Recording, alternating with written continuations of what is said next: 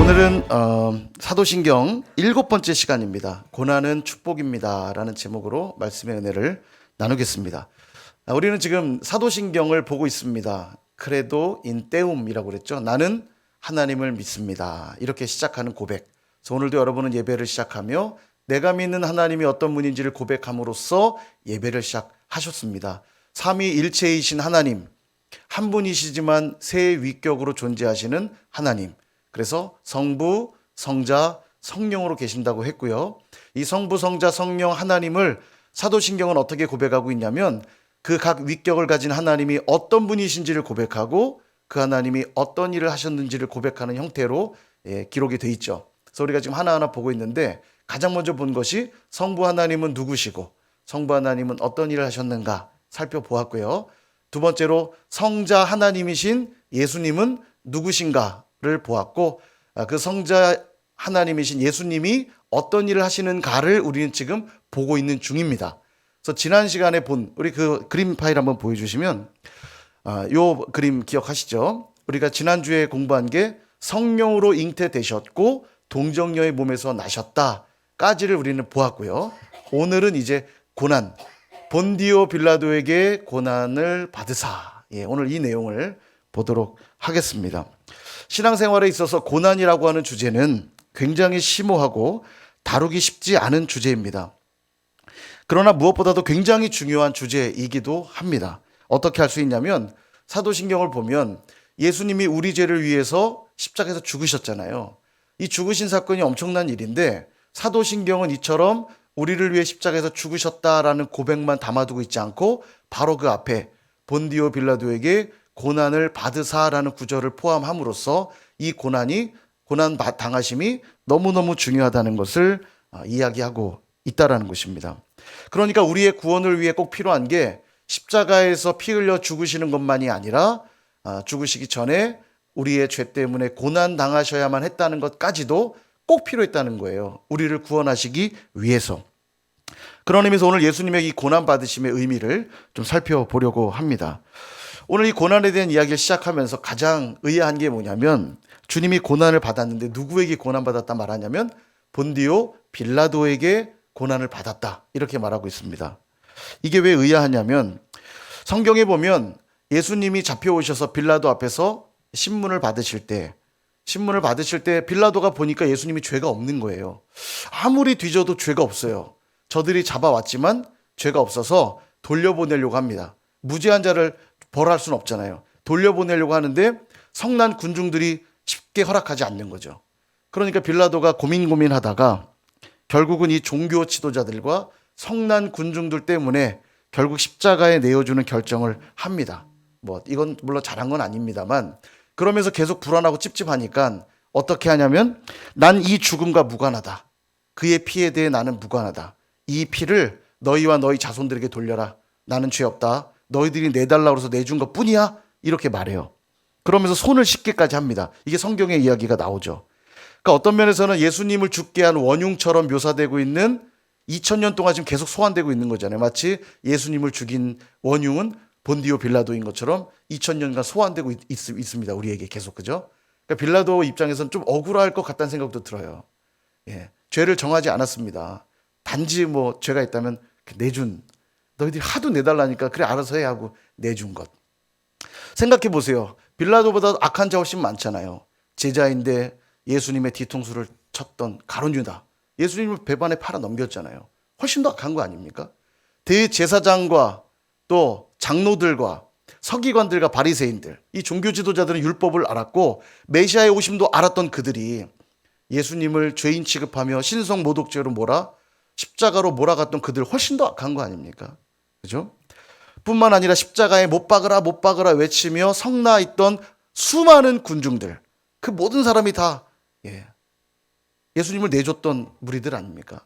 또 그렇게 죄 없으신 예수님을 십자가에 처벌하라고 했다고 가혹하게 채찍질하고 비난하고 희롱하며 조롱하며 예수님을 고난 주었던 로마 군인들, 이들 아주 다 못된 사람들 아닙니까? 근데 왜 빌라도만 언급되고 있을까? 그래서 억울할 것 같다는 얘기를 한 거예요. 아니 왜 나만 갖고 그래? 이런 느낌이잖아요 지금. 빌라도 예수님 고난당하는 게 왜 나만 갖고 그래? 근데 왜 빌라도만 언급되고 있을까? 이유가 있습니다. 첫 번째는 예수님이 고난당하셨다는 게 실제적이고 역사적인 사건이라는 걸 기록하기 위해서입니다. 이 빌라도는요, 당시의 로마 황제였던 티베리우스가 AD 26년에서 36년까지 유대의 총독으로 파견했던 자입니다. 그러니까 역사적 인물이에요. 이건 세계사의 기록에 있는 겁니다. 역사적 인물인데 바로 역사적 실제적 인물이었던 이 빌라도를 언급함으로써 예수님의 고난이 그냥 예수님을 신격화하려고 만들어낸 신화나 거짓말이 아니라 이건 역사적으로 실제로 있었던 사건이라는 걸 기록해두고 있는 겁니다. 그러니까 우리가 신앙 고백할 때마다 본디오 빌라도에게 고난 받으사, 이 고백할 때마다 생각해야 될 게 이 고난당하심이 만들어낸 얘기거나 신화 같은 얘기가 아니라 정말 역사 속에서 우리 때문에 고난당하셨던 거다 라는 의미가 담겨 있는 거예요. 두 번째는 빌라도는 법적 권한을 가진 총독이었죠. 그러니까 빌라도는 개인 자격으로 예수님을 고난당하게 한 게 아니라 세상을 대표하는 인물로서 예수님께 고난을 준 자로 설명되고 있는 거예요. 대표 주자인 거죠.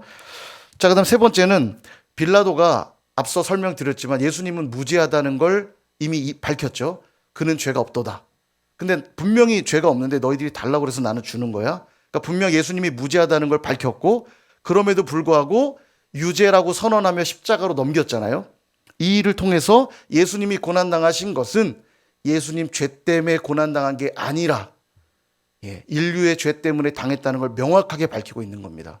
빌라도가 그걸 확인해 준 거예요. 야, 예수님은 죄가 없거든. 근데 너희들이 내달라고 해서 내가 유죄로 인정하고 넘겨준 거야 라는 사건을 통해 예수님 스스로 당신의 죄 때문에 고난당한 게 아니라 인류의 죄 때문에 당했다는 걸 명확하게 밝히고 있다는 거죠. 이처럼 예수님은 분명히 죄가 없으심에도 누가 과연 그런 예수님께 고난을 가할 수 있을까? 앞서도 보았지만 여러분, 이 어느 누가 죄 없다고 이 죄가 없으신 예수님을 어느 누가 잘났다고 고난을 가할 수 있겠어요? 근데 여러분, 오늘 이 본디오 빌라도의 고난을 받았다라고 하는 이 표현을 영어나 라틴어 내용을 그대로 직역하면 본디오 빌라도의 통치 아래서 고난을 받으사, 이런 의미입니다. 그 사람의 통치 아래서 고난 얻었다는 거예요. 그러니까 빌라도 혼자 한 게 아니라 빌라도가 대표 주자일 뿐 수많은 사람들이 예수님께 고난을 가했다는 뜻이죠. 아까도 이미 봤지만 가룟 유다, 제자였음에도 오히려 배반한 가룟 유다, 종교 지도자들, 폭동을 일으키면서까지 십자가로 내어주라고 외쳤던 수많은 군중들, 또 로마 병정들, 이 모든 사람들이 다 포함되어 있는 겁니다. 한마디로 모든 계층과 모든 신분의 사람들이 다 예수님께 고난을 가한 거죠. 너무 황당하죠. 고난당하신 분은 죄가 하나도 없는데 고난을 줬다고 하는 자들은 죄가 많은 사람들이에요. 이게 너무 황당한 사건 아닙니까? 죄가 있는 사람이 죄 없는 사람을 향해 네가 죄가 있다 이렇게 말하고 있으니 얼마나 황당합니까? 그래서 성경은 이미 이 사건을 이렇게 예언해 두고 있습니다. 이사야서 53장 4절, 그는 실로 우리의 질고를 지고 우리의 슬픔을 당하였거늘 우리는 생각하기를, 이 우리가 빌라도로 대표된 모든 사람들이겠죠. 우리는 생각하기를 그는 징벌을 받아 하나님께 맞으며 고난을 당한다. 그렇게 말하고 있다는 거예요. 이게 너무 황당한 사건입니다. 자기들이 도리어 죄가 있고 그분은 죄가 없으신데 저분이 고난당하는 거 보니까 하나님께 죄 때문에 저렇게 벌 받는 게 분명해, 이렇게 말했다는 거예요. 지금 딱 그러고 있는 형국이죠. 근데 여러분, 이 고난은 사람들이 주고 있는 것이 아닙니다. 아까 말씀드렸지만 죄가 있는 사람이 어떻게 죄 없는 사람을 고난을 줄 수 있겠어요? 이 고난은 지금 누가 주고 있는 거냐면 하나님이 예수님을 고난 가운데로 밀어넣고 계신 겁니다. 하나님이 고난을 주고 계신 거예요. 그래서 그 좀 전에 읽었던 말씀 바로 다음 말씀은 이렇게 기록하고 있습니다. 이사야서 53장 5절 우리 같이 한번 읽어볼까요? 시작. 그가 찔림은 우리의 허물 때문이요 그가 상함은 우리의 죄악 때문이라.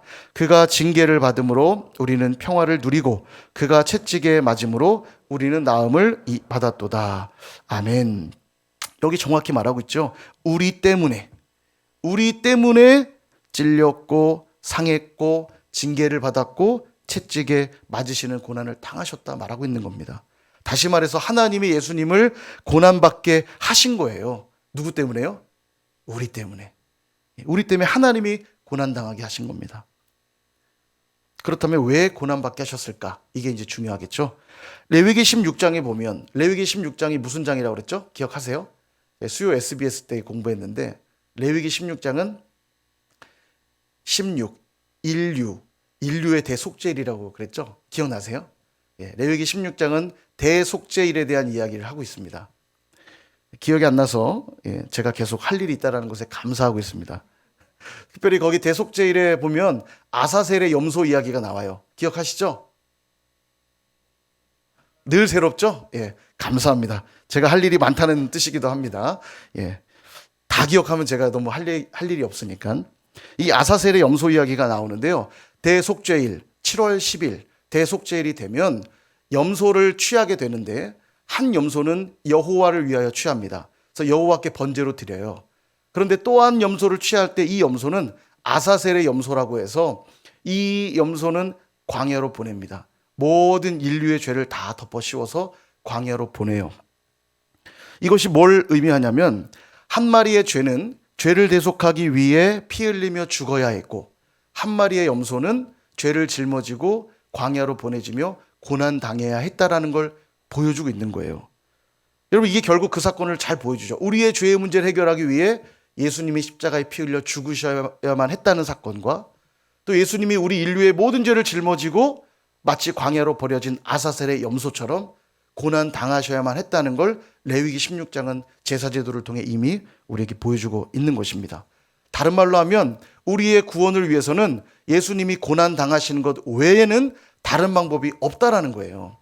그래서 고난 당하셔야만 했다는 거죠.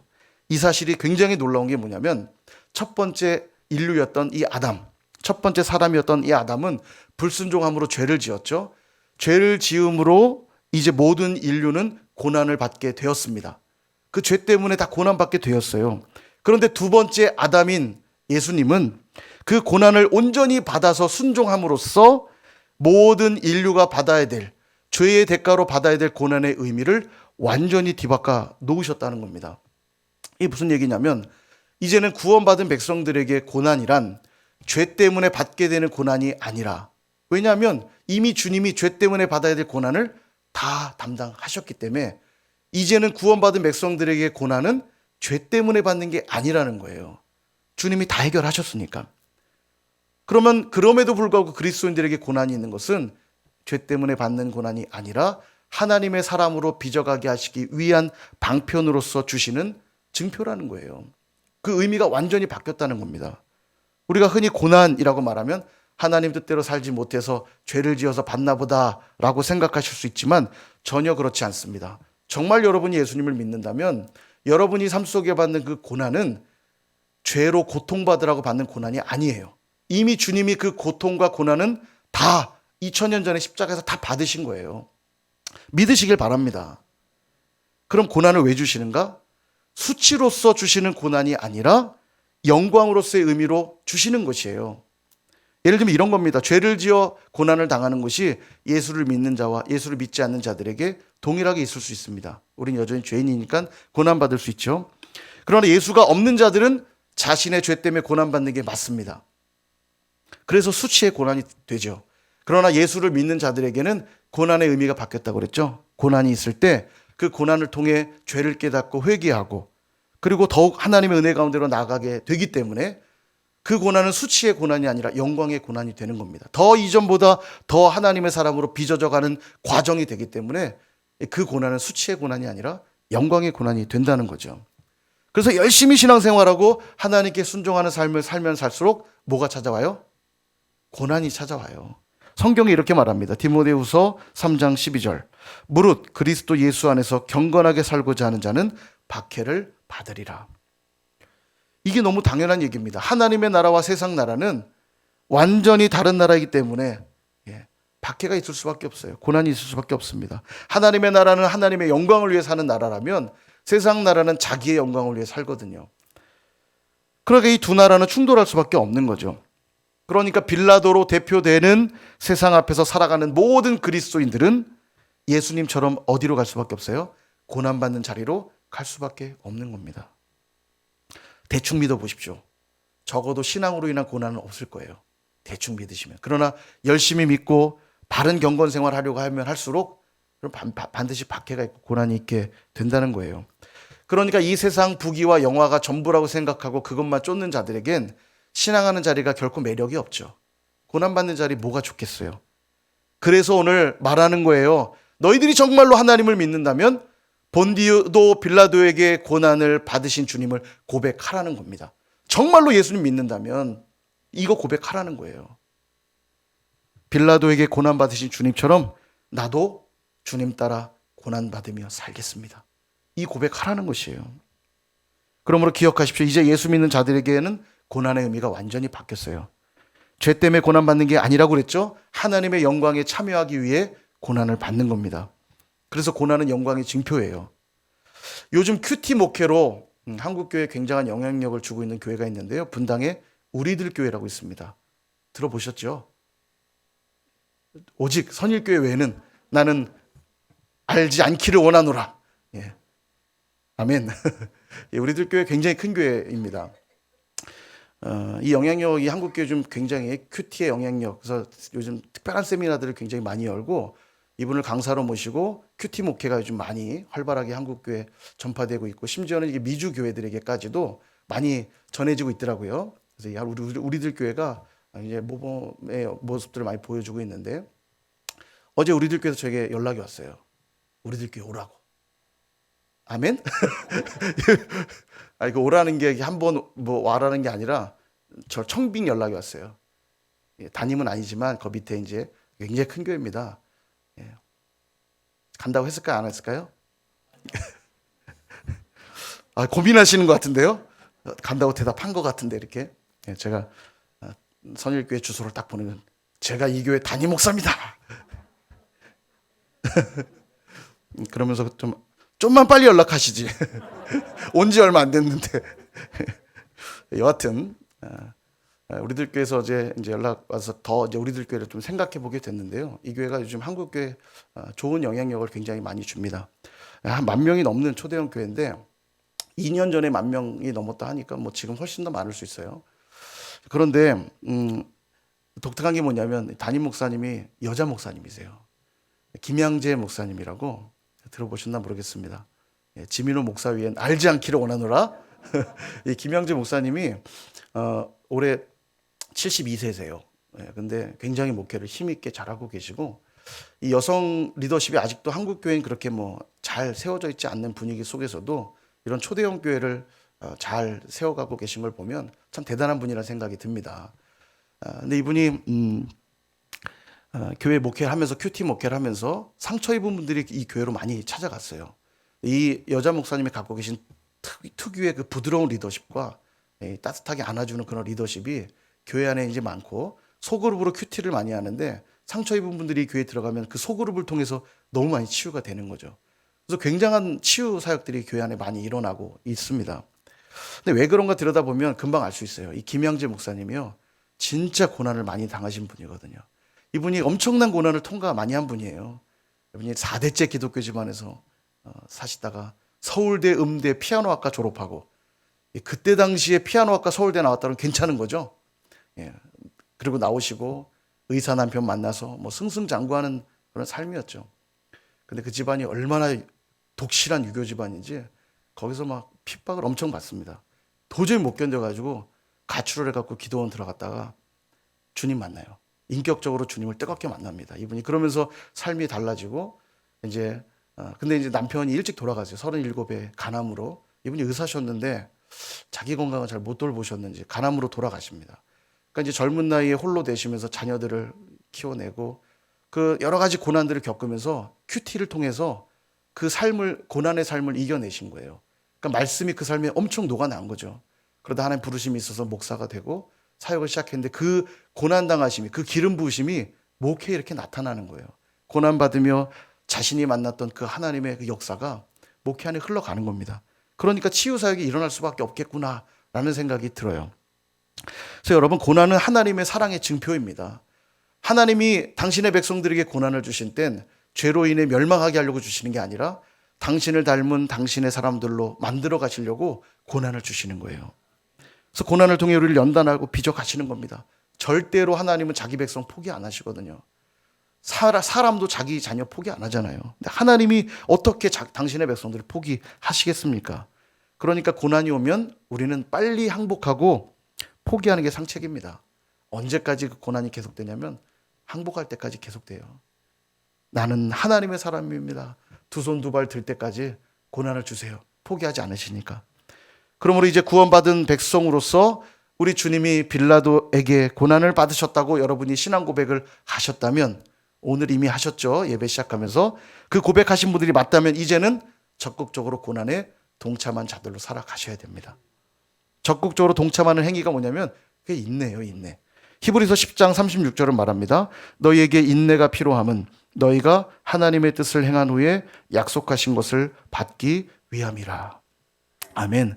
고난이 있을 때 우리는 인내함으로써 그 고난에 적극 동참하는 것입니다. 마치 부모님이 공부해라. 공부하는 게 너무 싫죠. 고난받는 것 같습니다만 부모님의 말씀에 따라 인내함으로 열심히 공부하면 좋은 결과로 이어지게 되잖아요. 그거와 똑같은 이치입니다. 고난에 참여한다는 게 그런 것이에요. 하나님 내게 고난 주실 때 그 고난이 물론 힘들지만 인내함으로 그 고난을 잘 견디며 하나님 바라보고 한 걸음씩 나아가면 하나님 영광스럽게 우리를 빚어가시고 만들어 가신다는 겁니다. 그래서 바울 사도는 이런 고백도 드려요. 골로새서 1장 24절. 우리 같이 한번 읽어볼까요? 시작. 나는 이제 너희를 위하여 받는 괴로움을 기뻐하고 그리스도의 남은 고난을 그의 몸된 교회를 위하여 내 육체에 채우노라. 아멘. 얼마나 적극적으로 고난에 동참합니까? 그리스도의 고난을 내 육체에 채우노라.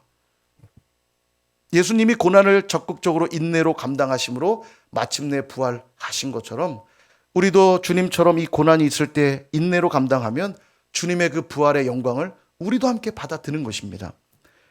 여러분, 고난 받으라 라는 말처럼 듣기 싫은 말이 사실 없으시죠? 할 수만 있다면 고난 받고 싶지 않잖아요. 축복만 받고 편안하고 싶으시잖아요. 그죠? 그러나 고난은 결코 저주가 아닙니다. 꼭 기억하십시오. 고난은 힘들긴 하지만 고난은 축복이고 고난은 영광이에요. 어떻게 알 수 있냐면 빌라도 앞에서 주님이 재판을 받으실 때 빌라도 앞에 주님만 있으셨던 게 아닙니다. 그 옆에 누구도 있었냐면 죄수였던 바라바도 있습니다. 밀란을 일으켰던 죄수 바라바도 있었어요. 죄 없는 예수님은 죄가 없음에도 유죄 판결을 받았고 반대로 죄가 있었던 바라바는 무죄 판결을 받고 석방되었습니다. 완전 엉터리 재판이잖아요. 죄 없는 분은 죄 있다 판결받고 죄 있는 자는 죄 없다 판결받고. 그러나 성경은 이 사건을 기록해 두므로 아주 중요한 의미를 담아두고 있는 겁니다. 죄 없는 예수님이 고난을 당하심으로 죄 있는 바라바가 무죄 판결을 받고 석방되었듯이 우리도 언젠가 주님 앞에 서게 될 그 재판장에서 분명 죄가 있음에도 바라바처럼 무죄받고 자유의 몸이 될 것입니다. 왜죠? 주님이 이미 죄에 대한 고난을 당하셨기 때문입니다. 죄 없는 예수님이 우리를 위해 이미 고난을 당하셨기 때문에 죄 있는 우리도 바라바처럼 그 재판정에서 무죄 판결을 받게 될 것을 보여주고 있는 거죠. 그래서 이 주님의 고난 당하심은 우리에게 한없는 은혜요, 한없는 사랑인 것입니다. 그러므로 그 사랑과 은혜를 안다면 어떻게 살아야 되죠? 적극적으로 고난에 동참하는 자로 살아야 되는 것입니다. 그래서 고난을 받고 있음에도 더 감사하게 되는 것이고 더 찬양하게 되는 것이에요. 비록 이 땅에서 고난받는 모습이 누가 볼 때는 죄가 많아 고난받는 것처럼 보이겠죠. 그러나 우리의 끝은 어떻습니까? 주님 앞에서 죄 없는 자로 인정받으며 칭찬받게 될 것입니다. 그게 주님과 꼭 닮아있는 모습인 거예요. 주님도 고난당하는 걸 보고 많은 사람이 말했어요. 하나님께 징벌을 받는다. 자기 죄 때문에 저런 거 아니야? 라고 했지만 주님은 부활의 영광으로 거룩하게 되셨던 것처럼 주님의 백성들 역시 똑같이 이 땅에서 고난받는 모습이 마치 자기의 죄 때문에 받는 것처럼 보일지 모르지만 인내로서 적극적으로 고난을 잘 감당하면 주님 앞에 서게 될 때 죄 없는 자로 하나님께 칭찬받고 영광을 얻게 될 것입니다. 이제 말씀을 정리합니다. 예수님께서 본디오 빌라도에게 고난을 받으셨다는 신앙 고백은 너무너무 중요한 고백입니다. 히브리서 5장 8절에 보니까 그가 아들이시면서도 받으신 고난으로 순종함을 배웠다라고 말합니다. 하나님의 아들이셨음에도 불구하고 고난을 통해 순종을 배우셨다는 거예요. 그래서 십자가의 자리까지 갈 수 있었다라는 것입니다. 그리고 이제 우리에게 그 신앙 고백을 요구하시는 거예요. 주님이 고난을 통해 순종을 배우셨듯이 저와 여러분도 고난을 통해 순종을 배워 어디까지 가라? 십자가의 자리까지 가라는 것이에요. 베드로전서 4장 13절을 우리에게 말씀합니다. 같이 한번 읽어볼까요? 시작. 오히려 너희가 그리스도의 고난에 참여하는 것으로 즐거워하라. 이는 그의 영광을 나타내실 때에 너희로 즐거워하고 기뻐하게 하려 함이라. 아멘. 그러므로 이제 저와 여러분은 적극적으로 고난에 동참해야 되는 것이에요. 이 말은 자신을 막 고통스럽게 하라는 의미가 아닙니다. 예수님을 제대로 믿고 따르라는 거예요. 그런 자들에겐 박해가 있고 고난이 있으니까 두려워하지 말고 그 자리는 늘 영광스러운 자리가 될 것이니까 신실하게 주님을 믿고 따르라는 이야기입니다. 그러면 그 고난을 통해 우리는 순종을 배울 것이고 그 시간들을 인내로 잘 감당할 때 하나님의 나라에 가장 합당한 자로 빚어지게 될 것이라고 말씀하고 있는 겁니다. 여러분 이 약속을 받아 드십시오. 로마서 8장 17절과 18절 역시 같이 한번 읽어볼까요? 시작. 자녀이면 또한 상속자 곧 하나님의 상속자요 그리스도와 함께한 상속자니 우리가 그와 함께 영광을 받기 위하여 고난도 함께 받아야 할 것이니라. 생각하건대 현재의 고난은 장차 우리에게 나타날 영광과 비교할 수 없도다. 아멘. 비교할 수도 없을 만큼 엄청난 영광과 축복이 있으니까 기꺼이 고난 감당할 수 있는 거예요. 별거 아닌 겁니다. 이 고난을 감당하고 나면 우리에게 약속된 그 엄청난 축복과 영광이 우리를 기다리고 있을 것이기에 우리는 고난에 참여할 수 있는 거죠. 이번 한 주간 사시면서 빌라도와 같은 세상 앞에서 기꺼이 주님의 고난에 동참함으로 살아가실 수 있기를 바랍니다. 그럴 때 그 고난은 부끄러운 고난이 아니라 영광스러운 고난임을 기억하시고 그렇게 하나님의 사람들로 빚어져 가는 저와 여러분 다 되시기를 주님의 이름으로 축원드립니다.